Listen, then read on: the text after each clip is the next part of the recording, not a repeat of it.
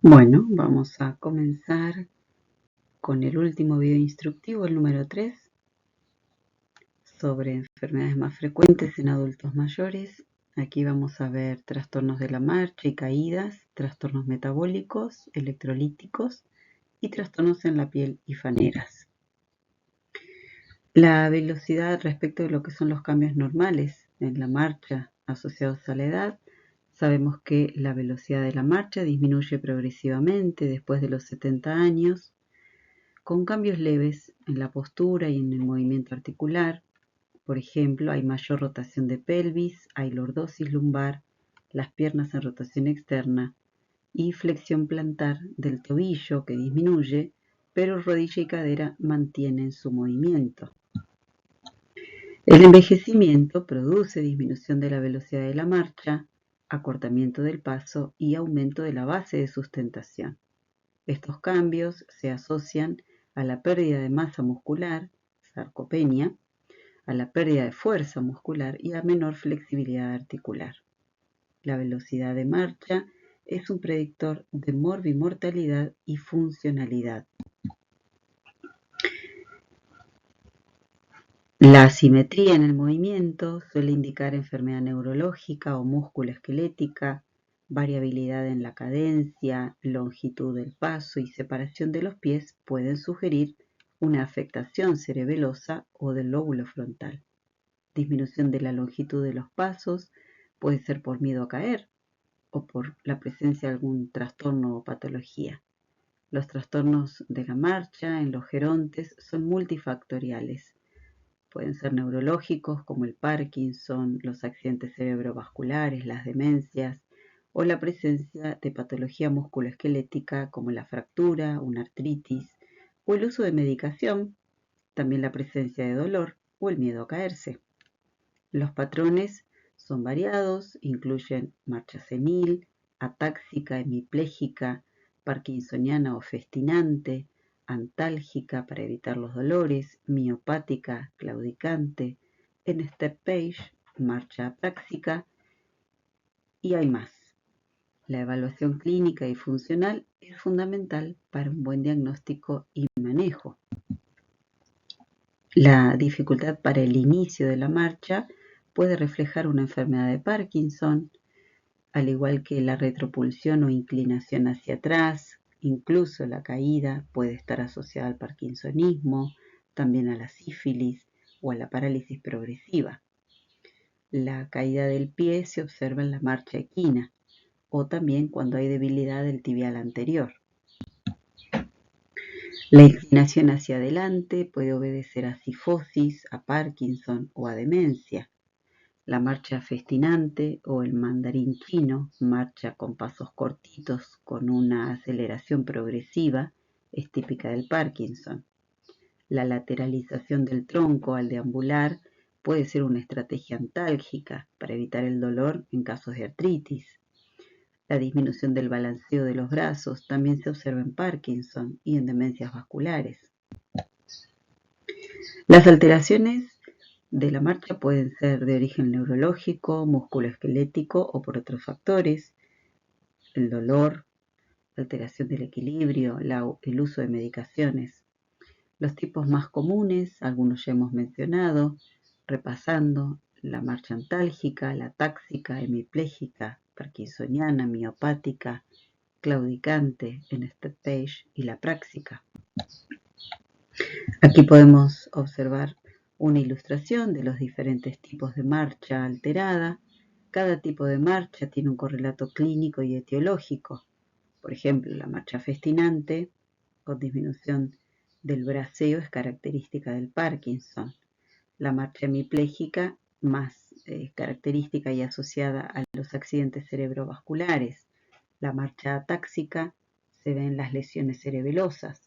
Por eso siempre identificar el patrón orienta hacia el diagnóstico y al tratamiento. Acá podemos ver la descripción de los distintos tipos de alteraciones de marcha. La antálgica es por dolor y se observa una carga asimétrica en los miembros. La atáxica, hay inestabilidad, la base de sustentación se amplía, los pasos son irregulares. En la hemipléjica hay rigidez y un patrón de guadaña. En la parkinsoniana hay rigidez, pasos cortos y dificultad para el inicio. En la miopática hay un balanceo excesivo por debilidad de la pelvis. En la claudicante hay dolor al caminar, con cojera. En el step page hay un pie caído con elevación exagerada de la rodilla. En la práxica hay dificultad para despegar los pies del suelo, por lo cual se arrastran. Y después tenemos otras alteraciones en la marcha, como la de Trendelenburg, la espática, etc. Las caídas. La Organización Mundial de la Salud define la caída como cualquier evento que precipita a una persona al suelo en contra de su voluntad. ¿Cuáles son las consecuencias? La inmovilización, la pérdida de autonomía, el aumento de la dependencia. Las caídas son la segunda causa mundial de muerte por traumatismos involuntarios en mayores de 60 años. Y los factores de riesgo pueden ser intrínsecos o extrínsecos. Intrínsecos, la edad, las enfermedades, el deterioro sensorial y cognitivo, el uso de polifarmacia. Y los extrínsecos, el ambiente, la baja iluminación, el mobiliario, el uso de ayudas. Las consecuencias pueden ser fracturas, inmovilización, miedo a caerse, pérdida de autonomía, institucionalización y aumento de la morbilidad y mortalidad. Dentro de las causas intrínsecas vimos alteraciones de la marcha, movilidad, equilibrio, sensoriales, cognitivas, y dentro de las extrínsecas factores circunstanciales, la actividad realizada, etc. Entre las caídas tenemos que considerar que hay factores que pueden ocasionarlas, como los cambios propios de envejecimiento y de la marcha, la presencia de enfermedades como artritis, disminución de la visión, el mal uso de las ayudas, como del bastón, los medicamentos, como los antihipertensivos, el uso de sedantes, los antidepresivos, la mala iluminación de los ambientes, las escaleras, los sin pasamanos, las gradas muy altas, las alfombras sueltas sin antideslizantes o las alfombras arrugadas que pueden predisponer a que uno se resbale, un mobiliario excesivo en mal estado, la taza del baño, digamos la ducha, muy baja o sin barras de apoyo, los pisos con desniveles, la presencia de cordones sueltos, la presencia de cables en el piso. Entre los riesgos afuera del hogar están las aceras o veredas en mal estado, la presencia de tráfico, los escalones muy altos a la hora de subir un transporte público. Las consecuencias, algunas ya las hemos mencionado, pero hay consecuencias físicas y psicológicas y sociales. Físicas, las fracturas, luxaciones, inmovilización, tromboflebitis. Las psicológicas, el miedo, la pérdida de autonomía, la depresión, la ansiedad. Y sociales, la dependencia para actividades diarias y la disminución en actividades también. Las medidas para prevención, para evitar caídas en adultos mayores, aquí tienen un gran listado. Voy a mencionar algunos, pero ustedes después pueden repasar todos. El uso adecuado de anteojos y audífonos, llevar una alimentación saludable, el control de los fármacos, evitar siempre la polifarmacia, el ambiente seguro, el calzado, un calzado con abrojos o prestar atención a que los cordones estén bien atados, la colaboración familiar, un buen orden en el mobiliario. Y entre los cuidados siempre una buena iluminación en el baño, en el suelo, tener precaución con el calzado, el uso de dispositivos. Y siempre las guías clínicas recomiendan que hay que hacer una evaluación multifactorial del riesgo, de la fuerza, del equilibrio, revisar la medicación que tiene. Muchas veces usan varios medicamentos que pueden disminuir los reflejos. Siempre recordar que la prevención reduce de manera significativa la incidencia y las consecuencias de las caídas. Entrando en trastornos metabólicos, los más prevalentes en los adultos mayores son la diabetes mellitus, el síndrome metabólico y la osteoporosis. Los trastornos metabólicos se asocian a obesidad, a sedentarismo, y al envejecimiento y aumentan los riesgos de complicaciones cardiovasculares, renales y neurológicas. Por eso su manejo requiere un enfoque integral y personalizado. ¿Qué es la diabetes mellitus? Es una enfermedad crónica que se caracteriza por niveles elevados de glucosa en sangre y esto obedece a la resistencia a la insulina o a la producción insuficiente de insulina por el páncreas. Es el tipo de diabetes más frecuente en los adultos mayores y las características es que los síntomas pueden ser menos evidentes o confundirse con el envejecimiento normal, porque puede presentar cansancio, pérdida de peso, infecciones frecuentes, visión borrosa. Hay riesgo aumentado por la edad y los cambios metabólicos. Hay disminución de la masa muscular y aumento de la grasa abdominal. Y es común la presencia de otras enfermedades crónicas y el uso de múltiples medicamentos. Todo esto hace que a veces sea difícil de diagnosticar o que no se piense en esto como un diagnóstico. Las complicaciones es que hay mayor riesgo de enfermedades cardiovasculares, como mencioné previamente, insuficiencia renal, neuropatías, retinopatías, deterioro funcional, y puede acelerar la aparición de síndromes geriátricos como la fragilidad y el deterioro cognitivo. El tratamiento siempre debe ser individualizado, priorizando la calidad de vida, evitar las hipoglucemias. Esto incluye una dieta saludable, actividad física, el control de peso, la educación, monitorear la glucemia y medicamentos según la edad y la comorbilidad. El diagnóstico y el manejo adecuado mejora siempre la funcionalidad y previene las complicaciones y favorece un envejecimiento saludable. El síndrome metabólico, como se observa en este gráfico, es un conjunto de alteraciones metabólicas que incluyen la obesidad abdominal, que se evidencia por acumulación de grasa en la zona central del cuerpo, como se ve en este gráfico, la hipertensión arterial, la dislipidemia, que son los niveles elevados de triglicéridos o el colesterol HDL bajo, la resistencia a la insulina o hiperglucemia. La presencia de estos factores aumenta el riesgo de desarrollar enfermedades cardiovasculares y también de desarrollar una diabetes tipo 2. El síndrome metabólico no es una enfermedad específica, sino que es una constelación de factores fisiológicos, bioquímicos y clínicos que aumentan el riesgo de complicaciones graves.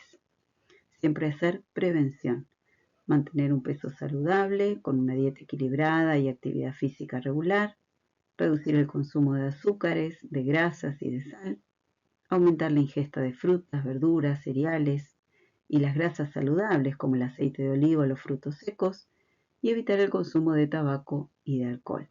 Controlar periódicamente la glucemia, la presión y el perfil lipídico. La osteoporosis es una enfermedad esquelética que se caracteriza por la disminución de la densidad y calidad ósea, como se observa en este gráfico. La imagen de la izquierda es osteoporosis y la de la derecha es un hueso sano. Esto hace que los huesos se vuelvan frágiles, propensos a fracturas, incluso fracturas ante mínimos traumatismos o incluso fracturas espontáneas. Es la enfermedad ósea metabólica más frecuente en adultos mayores y es común en mujeres posmenopáusicas. También puede afectar a hombres. Se produce por un desequilibrio entre la formación y la reabsorción ósea, acelerada por la disminución de hormonas sexuales como el estrógeno y la testosterona. Hay déficit de calcio y déficit de vitamina D. Esto se ve favorecido también por la inactividad física, el consumo de tabaco y alcohol y de algunos medicamentos. Los huesos más comúnmente afectados suelen ser los huesos de la cadera y de la columna vertebral y las muñecas. Es una enfermedad silenciosa que no suele dar síntomas hasta que ocurre la fractura.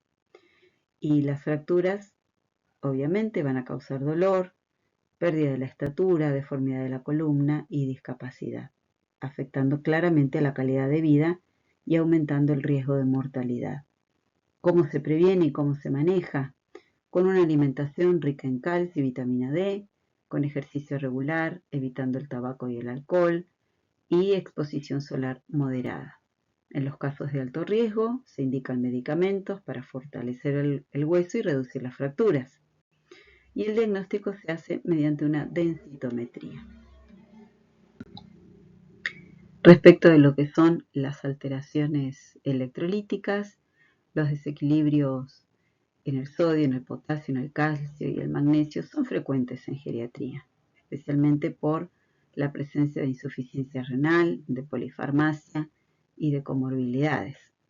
Y las manifestaciones van a variar desde debilidad, arritmias, convulsiones hasta el coma.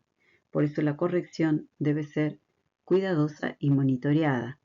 En esta diapositiva ustedes pueden ver los valores normales en adultos del calcio, el cloro, el potasio, el magnesio y el sodio.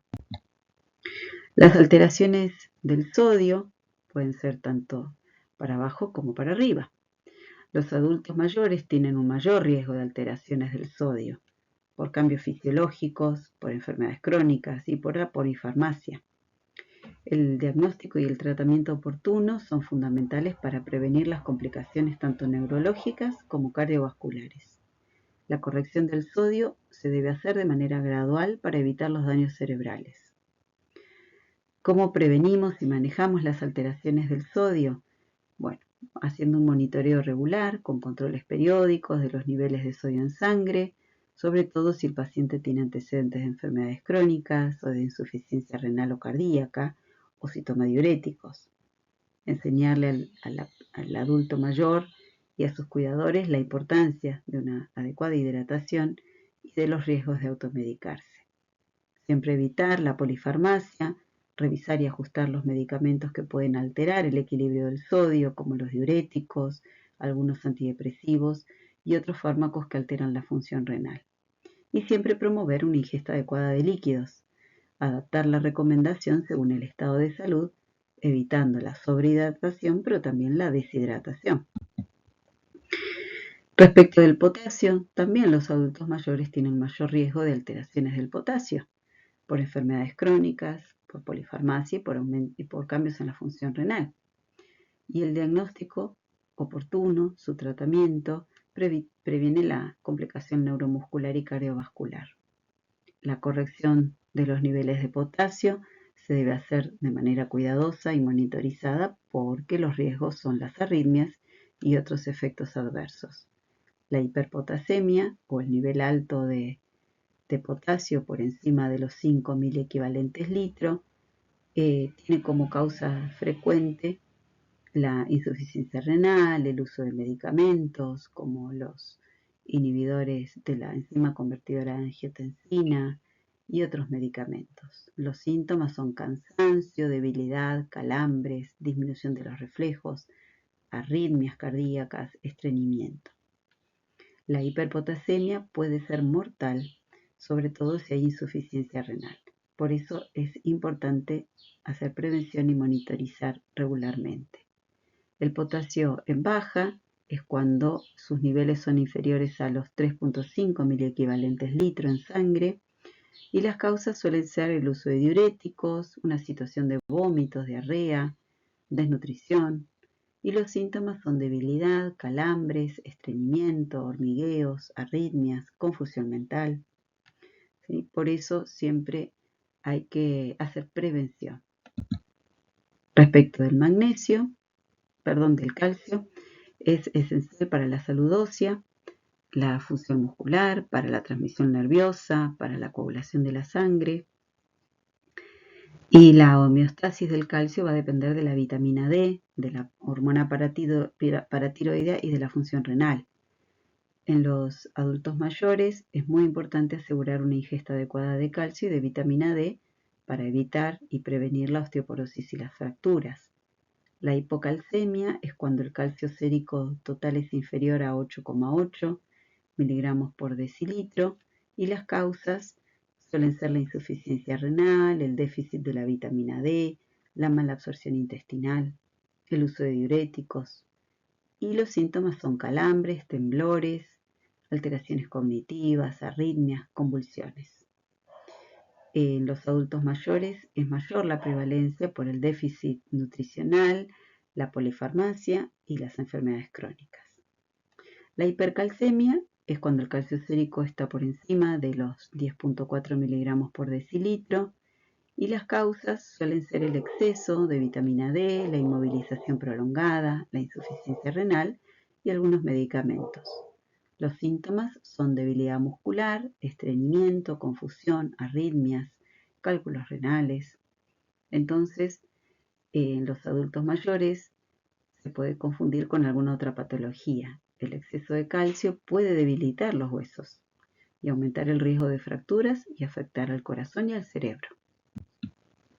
El magnesio es esencial para la función muscular, nerviosa, cardíaca y ósea, así como para el metabolismo energético. El diagnóstico y tratamiento oportuno es fundamental para evitar complicaciones. Se debe corregir el nivel de magnesio de manera cuidadosa y monitorizada. El magnesio bajo o hipomagnesemia es cuando es inferior a 1,8 miligramos por decilitro.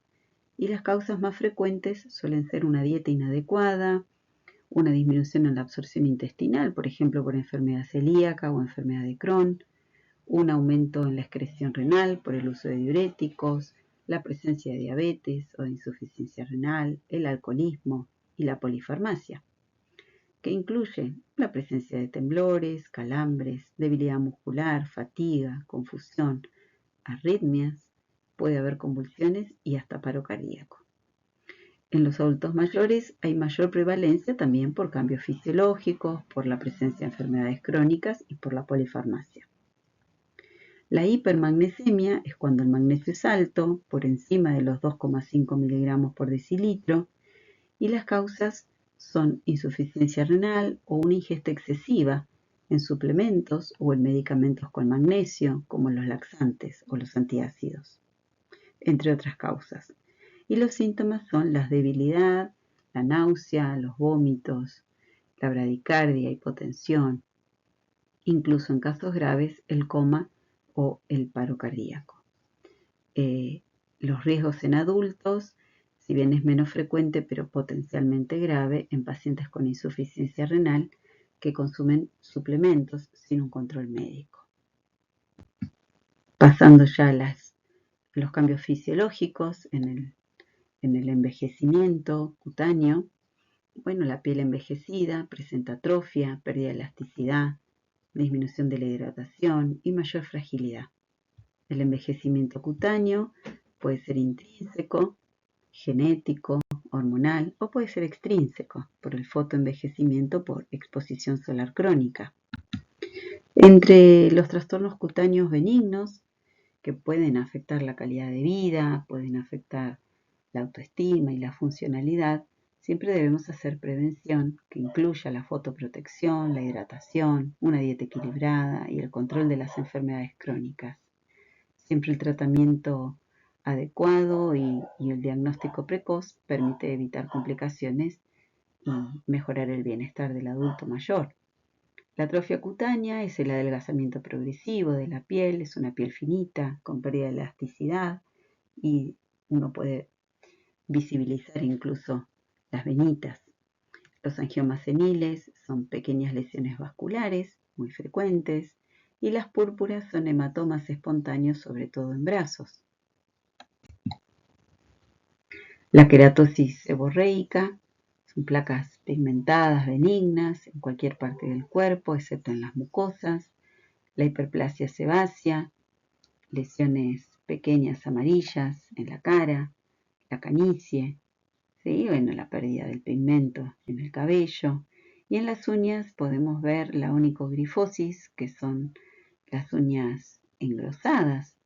Y también se pueden ver infecciones. Acá tenemos algunas de las imágenes. En el centro se puede ver la hiperplasia sebácea. A la izquierda se puede ver la canicie, la onicogrifosis. Entre las lesiones malignas encontramos la queratosis actínica. Es una lesión precancerosa frecuente en las áreas que están expuestas al sol. El carcinoma vasocelular también es un tumor maligno muy común en adultos mayores, pero tiene un crecimiento lento y es poco invasivo. Su comportamiento no habla tanto de una lesión maligna, pero lo es. El carcinoma espinocelular es un tumor maligno que sí tiene capacidad para diseminarse tanto de forma linfática como hemática, y cuando uno ve nuevas lesiones, úlceras sangrantes o de rápido crecimiento, se debe consultar rápidamente. El melanoma es una lesión maligna, es un cáncer de piel, es muy invasivo y metastatiza a otros órganos. Aquí podemos observar abajo a la izquierda la queratosis actínica, arriba a la izquierda se ve un carcinoma vasocelular, a la derecha abajo un carcinoma espinocelular y arriba a la derecha el melanoma, que tiene bordes irregulares y cambia rápidamente de coloración. Entre las afecciones comunes en piel y faneras, la alopecia es la pérdida progresiva del cabello, más frecuente en hombres, y el prurito es la picazón por piel seca frecuentemente, pero también se puede asociar a enfermedades. ¿Cómo hacemos prevención? Manteniendo la piel hidratada, evitando los baños muy calientes y consultando al médico si el picor persiste o se acompaña de otras lesiones. La rosácea son lesiones eritematosas en la cara, se tratan con antibióticos y con fotoprotección. El melasma es la hiperpigmentación facial, es más común en mujeres, también se maneja con fotoprotección y hay que evitar los irritantes. Dentro de las micosis superficiales vamos a encontrar las infecciones por hongos, favorecidas por la diabetes, por la obesidad y por el contacto con tierra y con animales, y la psoriasis y la escabiosis, que son dermatosis inflamatorias y parasitarias frecuentes en adultos mayores. La psoriasis es una enfermedad inflamatoria crónica de la piel de origen autoinmune que se caracteriza por la presencia de placas eritematosas, rojizas, descamativas, bien delimitadas en codos, rodilla, cuero cabelludo, en tronco. También puede afectar las uñas, las articulaciones, y la psoriasis puede aparecer o persistir en la vejez y su manejo puede ser más complejo porque los adultos mayores tienen otras enfermedades crónicas y la polifarmacia, como venimos mencionando. Además, en los adultos mayores la piel es más frágil y hay más riesgos de infecciones, entonces hay que tratar siempre de favorecer la buena hidratación, como digo, y hacer prevención. Los síntomas son placas rojas, gruesas, con escamas plateadas, la picazón, el dolor o ardor. Puede haber engrosamiento de las uñas, incluso con desprendimiento, y a veces se puede afectar incluso la movilidad y la calidad de vida.